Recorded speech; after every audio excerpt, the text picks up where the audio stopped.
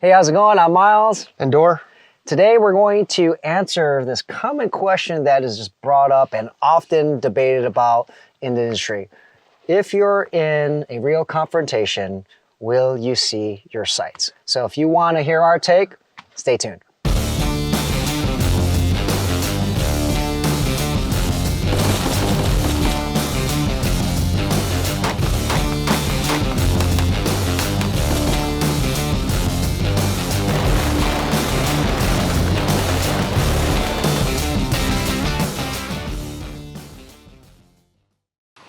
Before we get to today's content, we want to thank TacPack for sponsoring today's video. TacPack is a monthly subscription service. They send you a box every month. It's like Christmas. You never really know what's inside, but it's filled with tactical, EDC, and survival gear. So if you guys are interested, check out their site. We've left a link below, and if you use the coupon code TACHYVE, you'll get a free US-made AR part with your first box. Let's get to the content. Something survival. So this is a question I'm sure, Dorr, you've heard a lot, and it happens all the time. And every time we post, let's say, memes about it or questions about it, you will hear like 50% say you'll never see your sights, 50% say you will see your sights, and all this stuff, right? There's just endless debate. Now we're gonna address this because I think it's important, and we do a lot of force and force classes. Before we dive into that, though, I want to preface this by saying that I've never been in a gunfight. I don't ever want to be. I'm prepared to be, but I don't ever want to be. Dorr has experience, right? So we're taking this from a force and force side, what we see every day and students see, and of course, Dorr can give his insights into what actually happens in real life. That said, like, what are your thoughts, Dorr, when it comes to this? Will you see your sights? Will you not see your sights? Well, depends on the situation, depends on the distance, depends on the level of fear, depends on how fast you're going. So for close quarter conversation distance gunfighting, I'm gonna have to say no. In my experience, especially early on in my career with the up close stuff, it was generally on night vision. In those days, we weren't worried about the bad guys having nods, so we indexed with our lasers.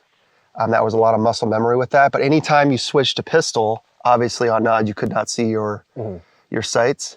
And it's all about training properly with those sights so that your indexing and your muscle memory and all of that comes together so that you can land shots when you're going super fast in those scary situations. And that's I share that experience, and a lot of our force and force students, one of the questions we always ask them after a few exercises, did you see your sights? And always across the board, no. It's like that was the last thing they even thought about. They were always focused on their threat. But then why do you think? I'll give my take in a little bit. But why do you think then? Why do you think then there's this debate when everyone who's done force and force, your experience? Why are there still people who say, oh no, you'll see your sights? Why? Because sometimes you do see your sights. I believe it really boils down to how scared you are and how fast you're going. When you're super scared and you're going as fast as you can, they say things, you see in the cartoons when Wile E. Coyote gets really scared, his eyes come bulging out of his head and get huge. That's not that far off. I mean, you really do when you see things, you hear things, you smell things, and you're taking in as much information as you can because you're about to die and you're trying to figure out a way out of it. I also ask the students that in force on force. I also, during force on force, generally don't look at my sights. Yeah, things are just happening so fast, and this is where I was going to get at. And in the past, it's kind of like a trick question, to be honest, because like Dorr already alluded to twice, it depends. And this is where, so I've talked to a number of different people, cops, military, civilians, and here's a context of where you probably would see your sights, right? So if you're in the military, if you're LE and you're raiding a structure or something like that, you already have, let's say you're using a rifle or even a pistol with a red dot, but you're already looking. You're already looking through the sights. You're not surprised, like you're on a mission. Could you see your sights? The chances are higher because they're already up. If someone popped out and there was distance, you'd probably see your sights because you're already ready to go. Whereas complete opposite, you're a civilian, someone just right here pops out of nowhere, man, we're going to draw and just try to throw down index. And I think that's one of the things where a lot of people don't understand the context.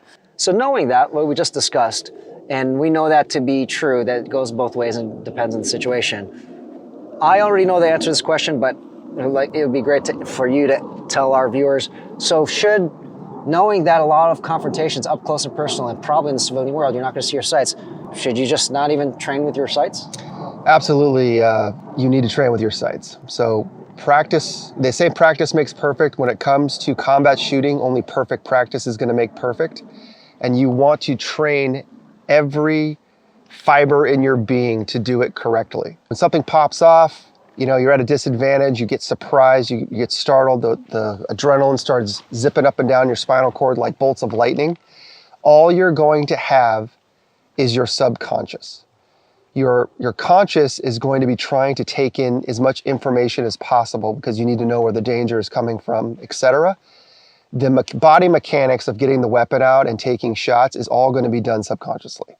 And so your training down to the finite, minute detail is going to either get you through it or not, frankly. Mm-hmm. It's going to be the difference between living and dying.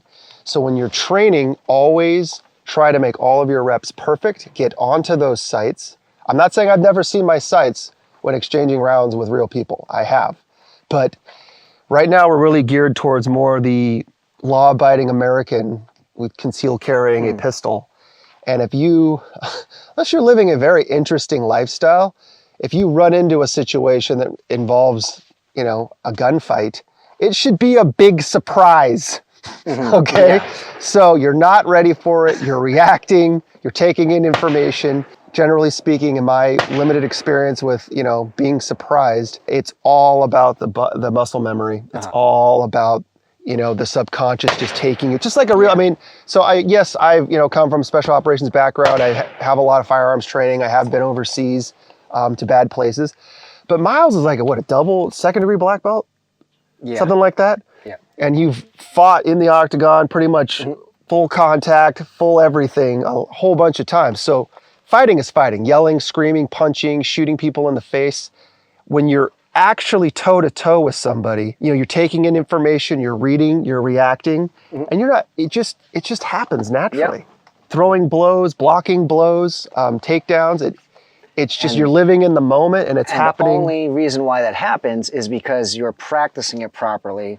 And kind of like you alluded to already, if you're always using your sights, you're building that muscle memory, aka where, let's say you're always seeing your sights, but what you're doing too is developing that index or that the natural point of aim. So in the event that you don't see your sights, the chances of you breaking down completely are not as high because you were getting those proper reps all the time and building it into your subconscious. So yeah, I think that's a common question too. Or like, you don't even need your sights. Don't even practice your sights because that's not going to happen in real life. So I guess the one thing is if you don't practice with your sights, you have that mentality like, not going to see it anyway.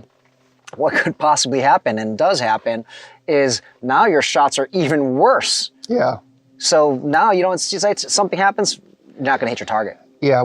When training in the military, we have, with firearms training, we have specific drills done at specific distances and they're shot at specific targets. And by specific targets, I mean they're a certain size. So if you are drilling with 3-inch dots up close, in combat, it's automatically, your spread's gonna double.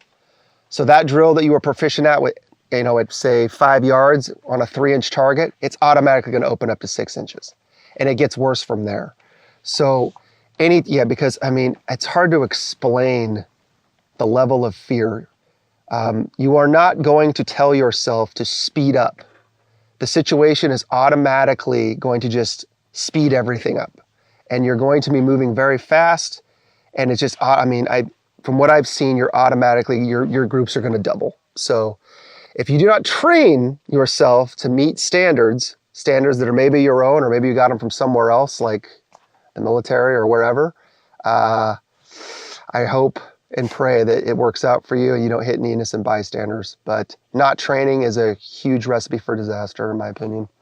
So we hope that helps you address that question if it ever comes up in conversations. And if you start diving into that debate, you understand that, context is very important. One thing, though, I'd like to end this of, and Dorr, I know we've had this discussion here, is we already talked about you still want to use your sights and train towards your sights. But one thing we talk about in Force and Force classes is that you need to know the rules and know how to follow the rules, abide by the rules, perform under the rules to break the rules, right?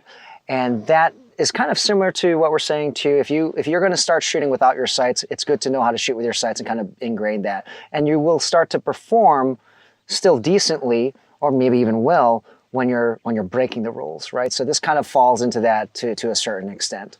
So yeah, guys, I hope you guys like that video. And as always, leave comments below. We'd like to hear your take on this. Have you had heated discussions? Have you been in a firefight, gunfight, and what happened? I'd love to hear it down below. And don't forget to like, subscribe, and we'll see you in the next one.